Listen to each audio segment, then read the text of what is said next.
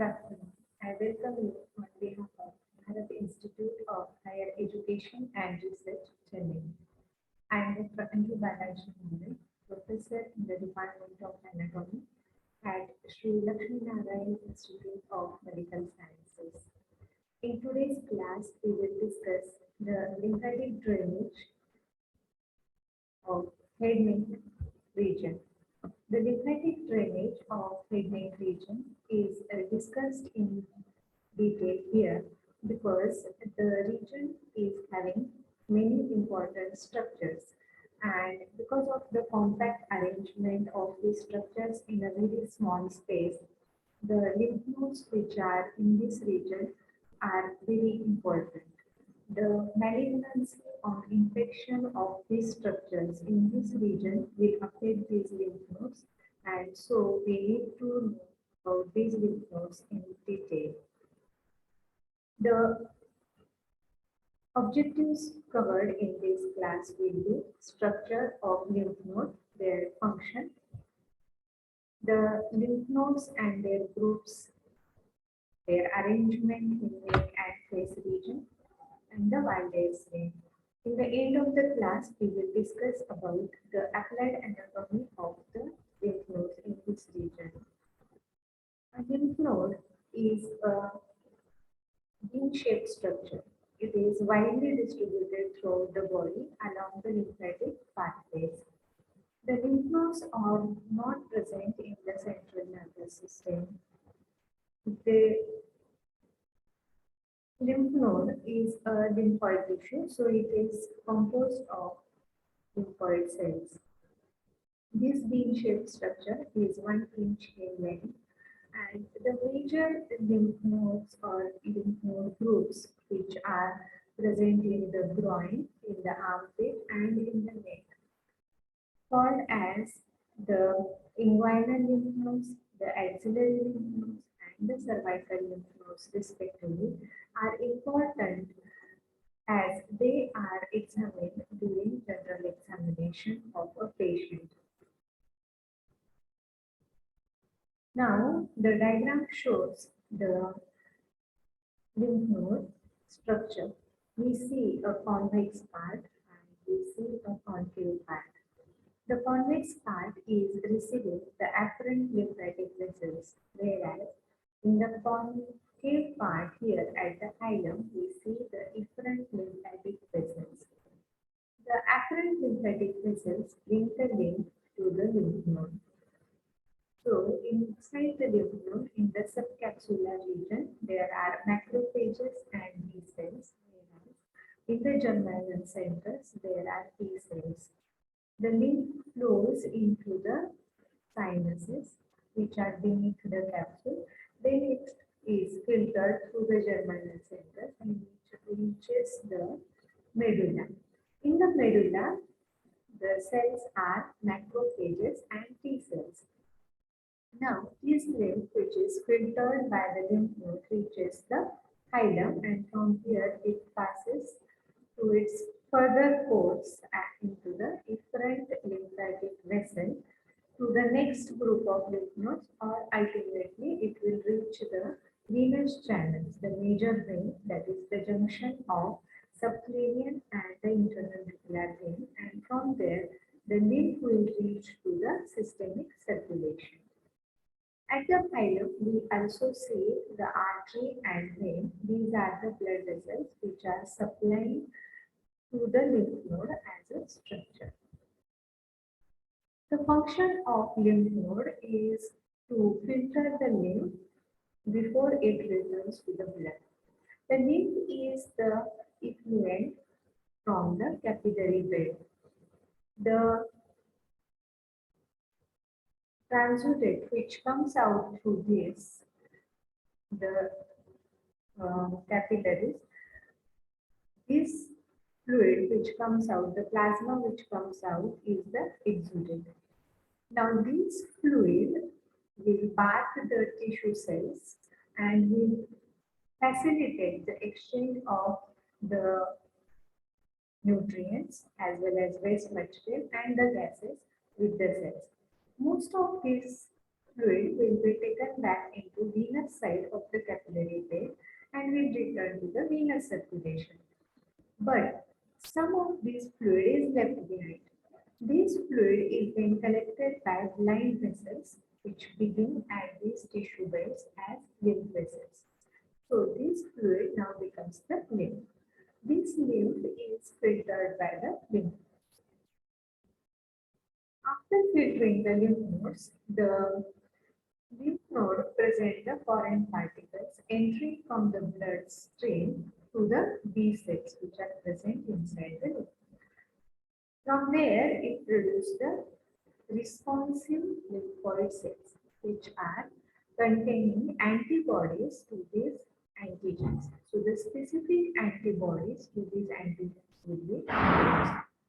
Such lymphocytes which carry the specific antibodies are called as the T lymphocytes, and these are produced in the germinal centers of the lymph. Now, such lymphatic cells which are having the antibodies for these foreign particles and their antigens will be present in the lymph in the efferent lymphatic vessels. The lymphatic drainage of head neck will be by lymph nodes which are arranged in two horizontal drains and two vertical drains on either side of the neck. The two horizontal rings are the outer superficial ring, which has the occipital, preauricular, submandibular, and submental rings. It is also having the inner deep ring. Deep to the inner ring, there are mucosa-associated lymphoid tissue marked at the oropharynx and the nasopharynx, labeled as Waldeur's ring. The diagram depicts the general plan of location of lymph nodes in groups in the region of head and neck. We see the peripheral outer lymph nodes in the groups such as occipital, post-auricular, pre-auricular. The post-auricular is also called mastoid and pre-auricular is also called parotid group of lymph nodes. Anteriorly, there are submandibular and anteriorly in the midline submental group of lymph nodes. The blood vessels, the major blood vessels in the neck present in the carotid shape are carotid artery and internal tubular vein.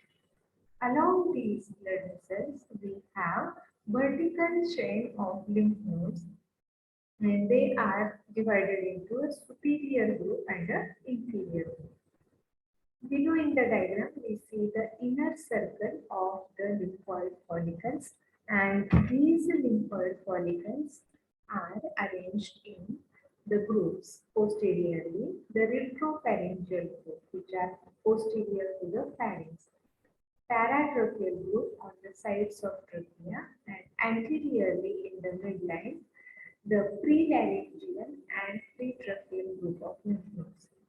The lymph nodes are present anterior to the larynx and trachea.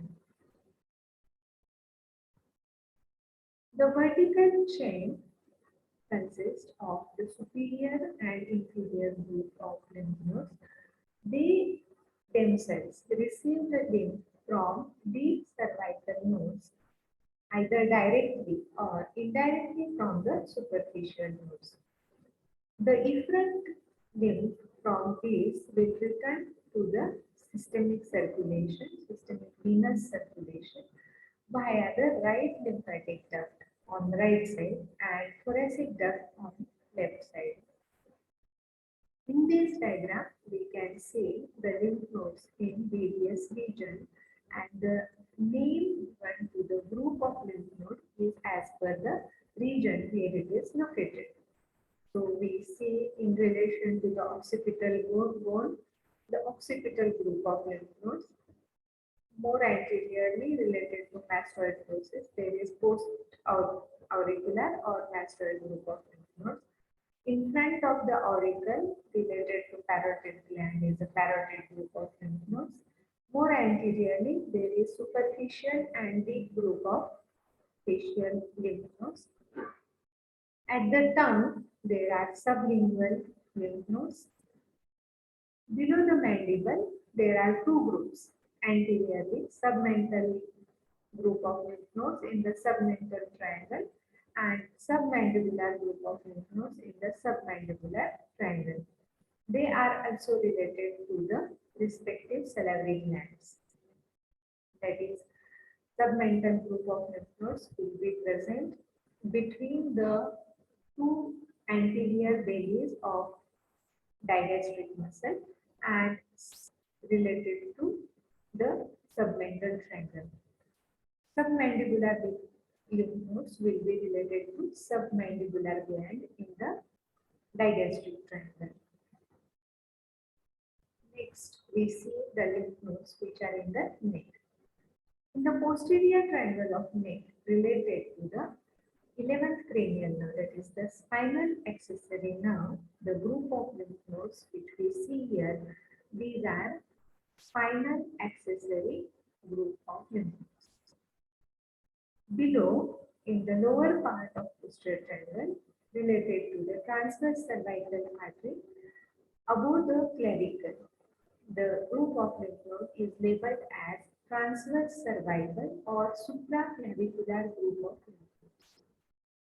Along the internal jugular vein, we see the superior jugular, mid-jugular and inferior jugular group of lymph nodes. Anterior to the carotid sheath in the anterior triangle of the neck, we see the lymph nodes which are arranged along the group called as anterior cervical group of lymph nodes. Thus, this diagram shows us the facial, submandibular and retropharyngeal group. The other groups which are shown in this diagram are carotid, submental and anterior cervical group. Now, in this tabular form, we have the lymph node groups are the superficial outer ring. We will discuss their location. The afferent lymph vessels, the area which is drained by the afferent lymph vessels, it can be the area which is drained or it can be a group of lymph nodes which is acting as the afferent lymph vessel for the group discussed here. The lymph which leaves the lymph node group is labeled as efferent. So the lymph will be then carried to this subsequent group of lymph nodes. Most of them are located at the deeper level or more close to the neck region where it is draining the lymph directly into the systemic circulation on its venous side. So first group discussed is occipital group of lymph. It is located at superior nuchal line on the occipital bone between sternocleidomastoid and trapezius muscle. It receives afferents from occipital part of skull and the efferents drain into superficial lymph nodes and accessory lymph nodes. The mastoid group consists of 1 to 3 lymph nodes located superficial to sternocleidomastoid insertion on the mastoid process. The afferents are received from posterior part of parietal region of the skull, skin of ear, and posterior part of external acoustic nerve. The efferents will drain into superior deep cervical nodes and accessory lymph nodes. The lymph nodes which are arranged along the face are either related to the facial artery or the maxillary artery. Those related to facial artery are called superficial group, which are further divided into the as per the distribution into buccal or mandibular part. The deep group is distributed along the maxillary artery lateral to the lateral pterygoid muscle in the infratemporal fossa. Now first the superficial facial group of lymph nodes. It receives afferents from skin and mucous membrane of eyelids, nose and chin, whereas its efferents will drain into submandibular nodes. The deep facial lymph nodes are draining the temporal and intratemporal fossa and the nasopharynx. The efferents drain into superior deep cervical lymph nodes. The parotid and preauricular lymphatics are located embedded in the parotid gland or just below the gland. They drain the lymph from root of nose, eyelids, frontotemporal region, external auditory meatus, floor and posterior part of nasal cavity and the parotid gland itself. The efferents drain into superior deep cervical nodes.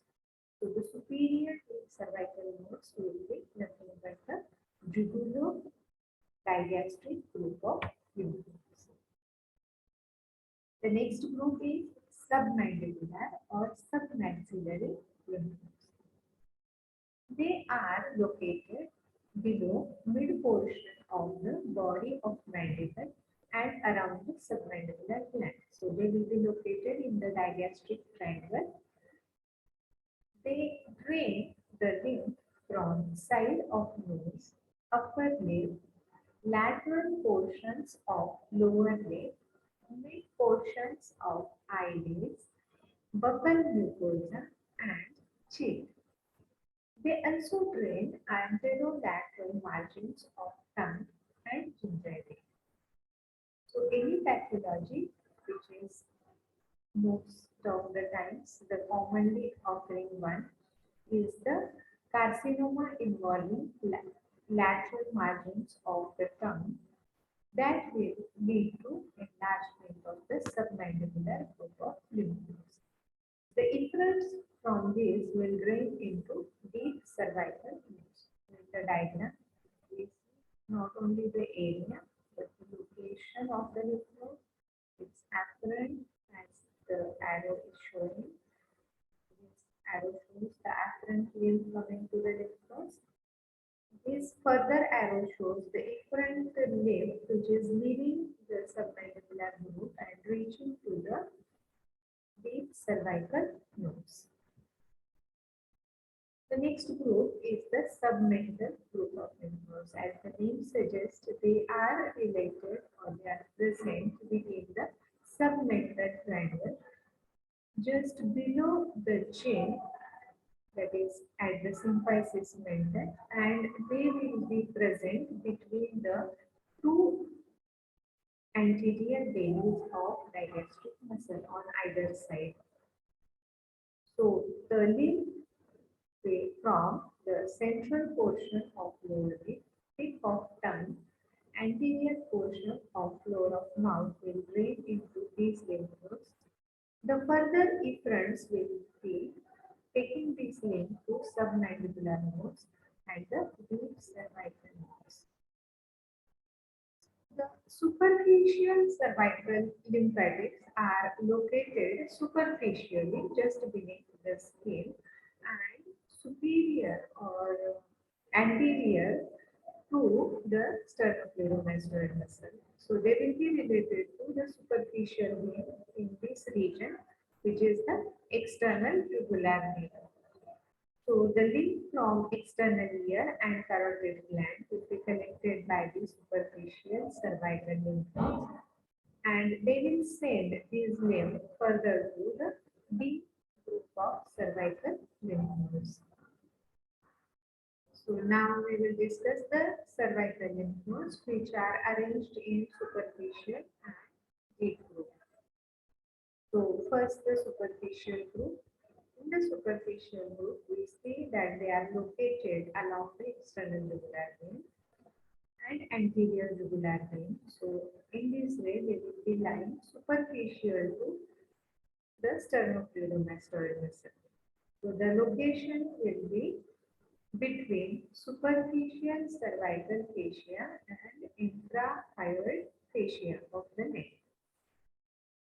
The afferents which will come to the superficial cervical lymph nodes are from the skin of neck, muscles of neck, the viscera, which is below the infrahyoid region, and the lower part of ear and the parotid.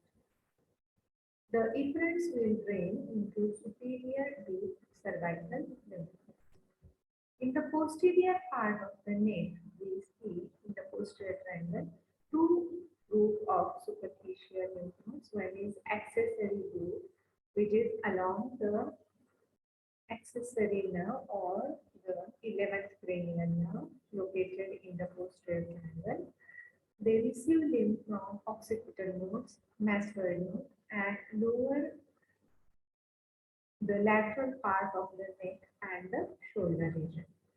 They drain further into transverse cervical nodes. Transverse cervical nodes themselves are also superficial but are located in the lower part of the posterior triangle just above the clavicle. So they will be also called as supraclavicular lymph nodes because they are arranged along the transverse cervical blood vessels, both artery and vein. They are called transverse cervical lymph nodes. They receive lymph from, as we just discussed, the accessory nodes, which are in the upper part of the posterior triangle, apical axillary nodes, the lateral part of neck, and the anterior thoracic bone. The lymph from these nodes will further drain into jugular trunk or directly into thoracic duct or right lymphatic duct or independently into the junction of internal jugular vein and the subclavian vein. The next group of lymph nodes is the deep cervical lymph nodes. The deep cervical lymph nodes are located in the deep part of the neck. They will be related to the carotid sheath. In the carotid sheath lie the carotid artery, internal jugular vein, and the vagus nerve. So they will be located behind or deep to the sternocleidomastoid muscle. The deep cervical lymph nodes will drain the lymph from back of neck. Now these deep lymph nodes, deep cervical lymph nodes, are arranged in two groups. One is superior group and one is inferior group. Now in the superior part of neck, the muscle is digestive muscle, and the inferior part of neck, the muscle is the omohyoid muscle. All along the course, so these deep cervical lymph nodes are also the vertical chain of lymph nodes in the neck. Along the length of neck, they are arranged along the internal jugular vein. So the superior group is along the digastric muscle and the internal jugular vein. So it will be called as the jugulo-digastric group of lymph nodes. So deep superior cervical lymph node is same as the jugulo-digastric lymph nodes. Now, in the lower part of the neck, the muscle is omohyoid muscle. The vessel is still the internal jugular vessel. So, the lymph nodes will be now called as the jugulo-omohyoid group of lymph nodes or the deep inferior cervical lymph nodes. The superior group receives its lymph from back of neck, occipital region of scalp, portions of external ear, and posterior and central portions of tongue, palate, nasopharynx, nose, larynx, and the upper esophagus. They drain the lymph into the jugular trunk. So in this table, we see the location afferent and efferent of the deep cervical lymph nodes. The superior tubulodigested group, location we have discussed, receives its length from posterior one-third of tongue, submandibular, submental lymph nodes, and adjoining parts of trachea, larynx, and thyroid gland. The efferents drain into inferior deep cervical nodes. The inferior group, tubulohomohyoid group, is location we have discussed in detail, is receiving lymph from transverse anterior cervical and superior deep cervical lymph nodes and adjoining part of trachea, larynx, and thyroid gland. The efferents will directly drain into jugular trunk. The deep cervical lymph nodes, other than those arranged along the internal jugular vein, are one is posterior to the pharynx, called the retropharyngeal group, because it is located in the space which is posterior to the pharynx, called retropharyngeal space. It receives lymph from posterior nasal cavity, paranasal sinuses, hard and soft pharynx, nasopharynx, oropharynx, and auditory tube. The superior deep cervical nodes will drain the lymph from the retropharyngeal. The other deep cervical lymph nodes are pretracheal and the paratracheal group of lymph nodes, also the prelaryngeal group of. In this diagram, we see the pores of internal jugular vein, its formation at the jugular foramen, where it is formed as continuation of right sigmoid sinus and by joining of the inferior petrosal sinus. We see a superior and the inferior jugular bulb. We see the tributaries of the internal jugular vein such as pharyngeal, occipital, common facial, lingual, superior and middle thyroid, and the external jugular vein. At its termination, the internal jugular vein joins the subclavian vein and forms the brachiocephalic vein on either side. The right side also receives the right lymphatic duct, whereas left side receives the thoracic duct, carrying the lymph. So this diagram shows us the location of various group of lymph nodes and the structures to which they are related. So we see intraorbital just below the orbit, buccal nodes related to the buccinator, facial artery related to facial lymph nodes, retropharyngeal behind the pharynx, maxilloid limbs, and the insertion of sternocleidomastoid, occipital node on the occipital bone, submental nodes and submandibular nodes in the respective submental and submandibular triangles, the superficial cervical nodes, the accessory nodes along the here, the posterior triangle, the spinal accessory nerve. Then anteriorly we see anterior jugular vein and related anterior cervical nodes. We see the larynx and the trachea. So anterior to it, there is prelaryngeal and pretracheal lymph nodes. On the lateral side of it, there are paratracheal lymph nodes. So we also see the tracheal nodes, then the suprasternal nodes in the suprasternal triangle. In the lower part of posterior triangle, we see the brachioauricular nodes just above the clavicle related to the transverse cervical blood vessels in the lower part of posterior triangle. Now, this next diagram, it is the retropharyngeal group of lymph nodes. We see the first cervical vertebra at rest. Now, just see the anterior part of the atlas where we see the attachment of longus capitis muscle. The muscle is covered by three vertebral fascia. Anterior to the prevertebral fascia, but posterior to the pharynx, we see the retropharyngeal group of lymph nodes. And on either side, we see the carotid sheath containing internal carotid artery and the internal tubular.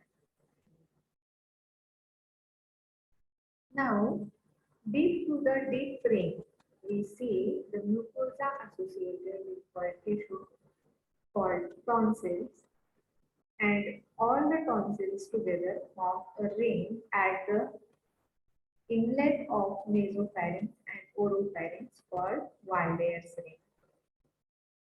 So the lymphatics received by the tonsils are from the deep ring lymph nodes. This Wildayer's ring is consisting of unpaired pharyngeal tonsil and lingual tonsil. The pharyngeal tonsil is related to posterior and superior wall of the pharynx at the opening of posterior corona or the posterior nares into the nasopharynx. On either side of the pharynx, in the lateral wall of nasopharynx, there is opening of eustachian tube guarded by the tubal tonsil. Related to the soft palate, between soft palate and tongue, there are palatine tonsils. Deep to the mucosa of posterior one-third of the tongue, unpaired group of lymphoid follicles is present, and these are called lingual tonsils. These mucosa-associated lymphoid tissue are nothing but cluster of lymphatic tissues under the mucous membrane of the nose, mouth, or pharynx.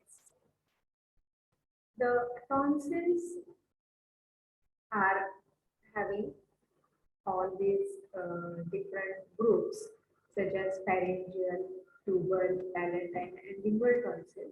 But the most commonly used term tonsil refers to the pharyngeal tonsil or the palatine tonsil. So these here we can see in the diagram. In the midline there is uvula, which is nothing but the soft palate. From soft palate to the superior surface of tongue, we see a fold of mucous membrane covering the muscle of the same name, that is the palatoglossal fold, covering palatoglossal muscle. Posteriorly, we see another fold, which is palatopharyngeal fold, that is the mucous membrane covering the palatopharyngeal muscle. Between these two folds, we see the tonsillar pit or tonsillar fossa. In the tonsillar fossa, there are tonsils. Now, in this picture, these tonsils are enlarged and inflamed. So that's why they are red. And they are enlarged and they are coming out of this tonsillar fossa. Otherwise, a normal tonsil will be inside the tonsillar fossa. Thus, the function of the tonsil is to offer the protection against the pathogen which will be entering through nose and mouth. The blood supply is from the tonsillar branch of facial artery, whereas the nerve supply is by the ninth cranial nerve, that is the glossopharyngeal.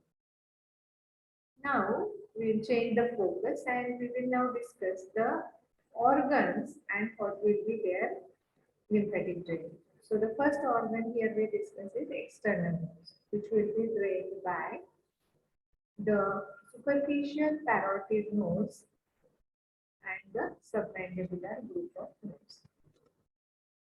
Whereas the nasal cavity itself can be divided into anterior region, which is drained into the submandibular nodes.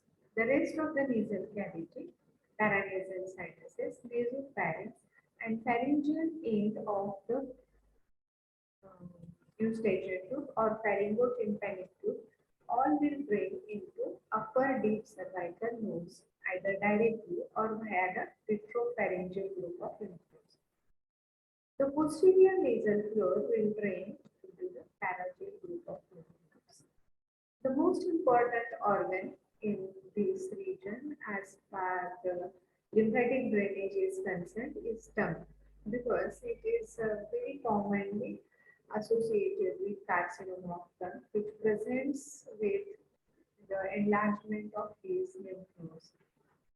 So, for the lymphatic drainage, the tongue can be divided into three regions. One is marginal, then the central, and dorsal part. The anterior region of the tongue drains into marginal and central vessels, and posterior part behind the circumflex papilla will drain into dorsal lymph vessels. Most central regions will drain bilaterally into the submental and submandibular group of lymph nodes. So here we see the lymphatic vessels from tongue. As they reach the submental vessel, they are crossing the mylohyoid muscle. The mylohyoid muscle is forming the diaphragm of the oral cavity. So the enlargement of submental lymph nodes indicate that the region which is affecting the tongue is more chronic, because the lymph progression of the disease has crossed the oral diaphragm and reached the submental.